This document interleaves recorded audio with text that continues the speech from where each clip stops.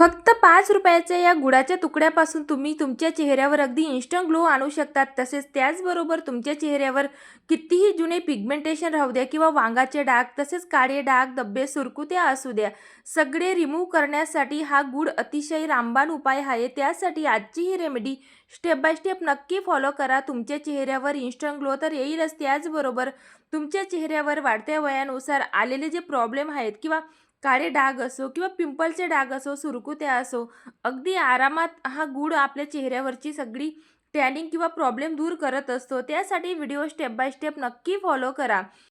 तर चला या ठिकाणी आता वेळ वाया न घालवता आजच्या सुंदर अशा रेमेडीला सुरुवात करूया. तर या ठिकाणी आपल्याला लागणार आहे ऑर्गॅनिक असा गूळ, जो लाल रंगाचा येतो, विदाऊट केमिकल असा गूळ आपल्याला या ठिकाणी वापरायचा आहे, जेणेकरून त्याचा रिझल्ट आपल्या चेहऱ्यावर अतिशय चांगल्या प्रकारे आपल्याला बघायला मिळेल.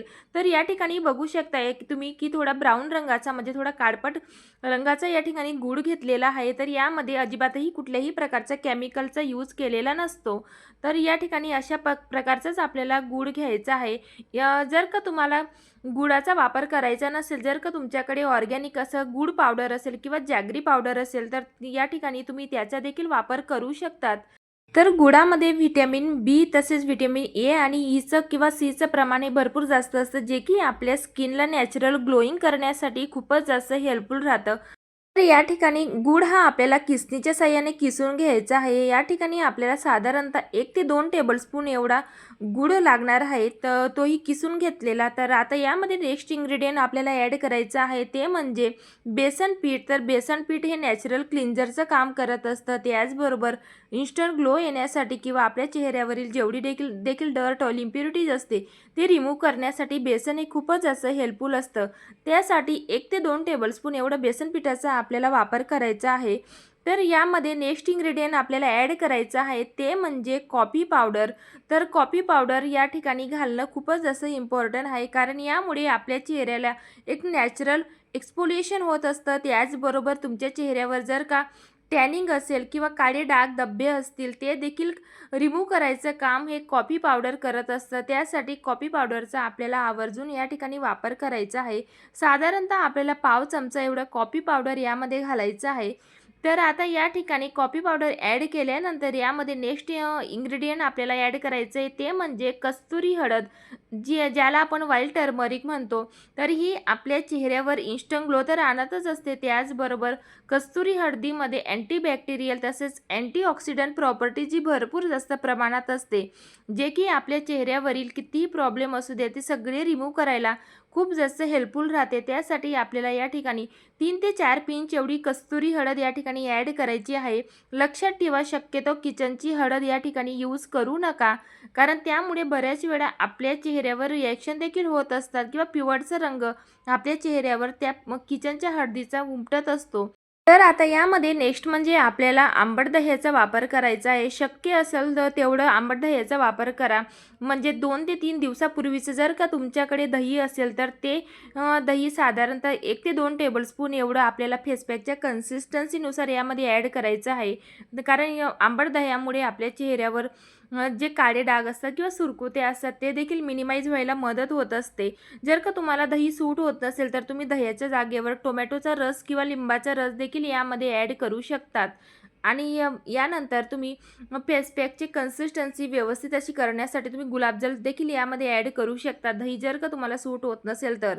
तर आता दही ॲड केल्यानंतर व्यवस्थित असं हे सगळे इन्ग्रेडियंट आपल्याला ॲक्टिवेट करून घ्यायचे आहेत, म्हणजे व्यवस्थित असे मिक्स करून घ्यायचे आहेत, जेणेकरून सगळे इन्ग्रेडियंट व्यवस्थित असे ॲक्टिवेट व्हायला मदत होतील आणि त्याचा रिझल्ट हा आपल्या चेहऱ्यावर लवकरात लवकर आपल्याला बघायला मिळेल.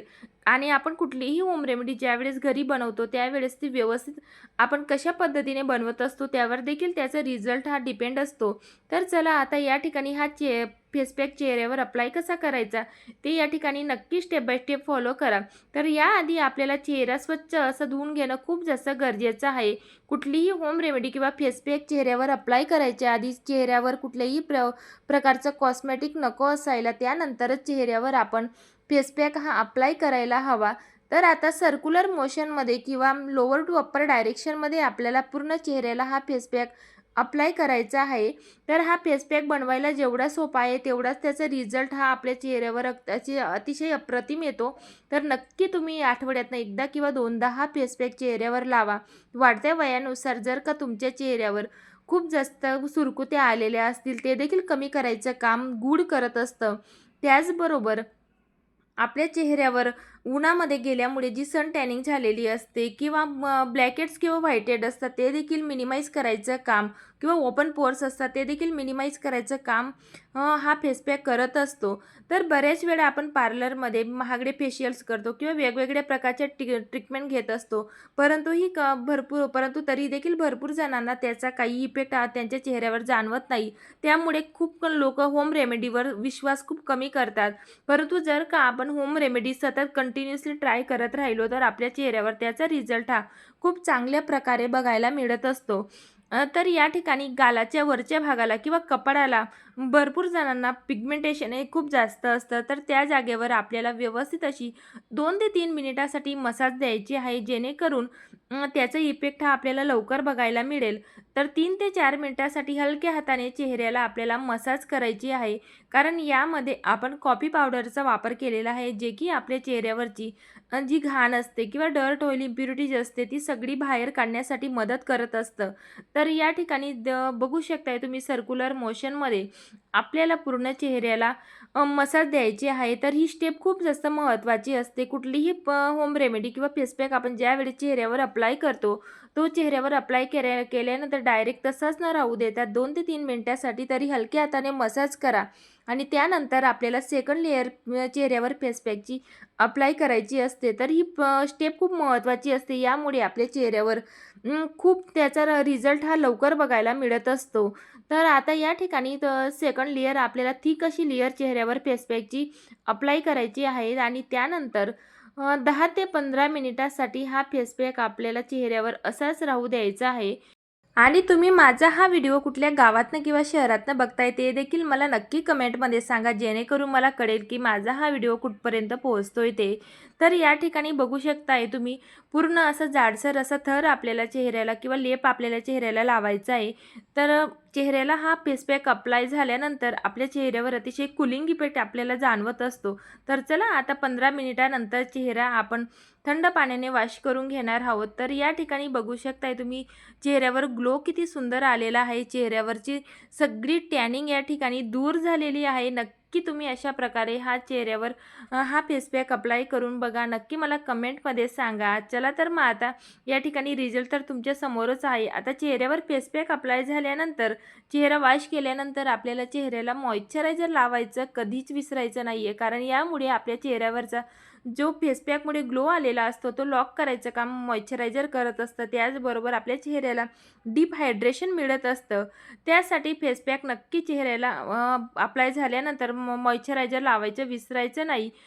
तर या ठिकाणी मॉइश्चरायझर अप्लाय केल्यानंतर 1 ते 2 मिनिटासाठी चेहऱ्याला मसाज करा. यामुळे आपले ॲक्युप्रेशर पॉईंट हे दाबले जातात आणि यामुळे आपल्या चेहऱ्यावर ब्लड सर्क्युलेशन देखील खूप चांगल्या प्रकारे होते आणि वाढत्या वयानुसार जे सुरकुते आपल्या चेहऱ्यावर येत असतात ते देखील कमी व्हायला या प्रोसेसमुळे खूप जास्त मदत होत असते.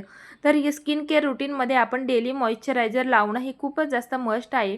त्यासाठी नक्कीच आपले स्किन केअर रुटीन जर का व्यवस्थित ठेवलं किंवा होम रेमेडीज ट्राय केल्या तर आपल्या चेहऱ्यावर ग्लो देखील खूप सुंदर येत असतो.